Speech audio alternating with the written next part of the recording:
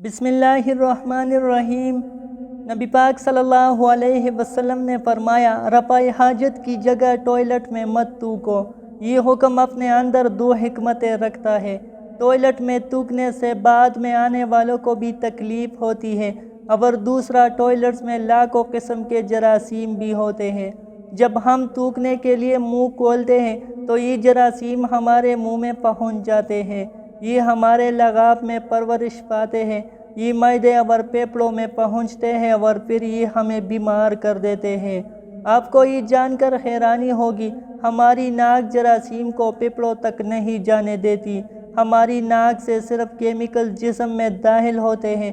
जरासीम ज़्यादातर मुंह से बदन में उतरते हैं और इनका बड़ा सोर्स टॉयलेट्स होते हैं। चुनांचा आप टॉयलेट में लंबी लंबी सांस लेने, थूकने, गाना गाने, आवाज़ें देने और मोबाइल फ़ोन पर बात करने से परहेज़ करें। आपकी सेहत अच्छी रहेगी।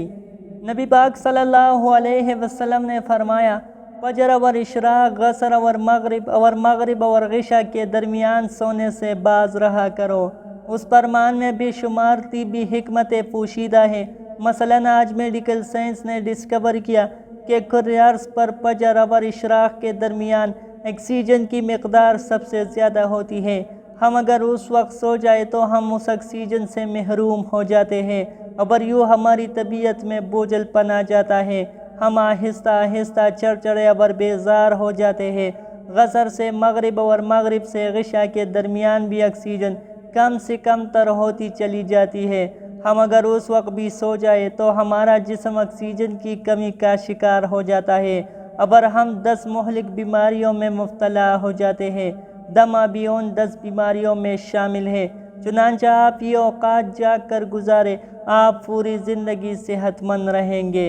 हम अगर इन 3 औकात में वाक़ करें तो हमारी तबीयत में बशाशियत आ जाती है।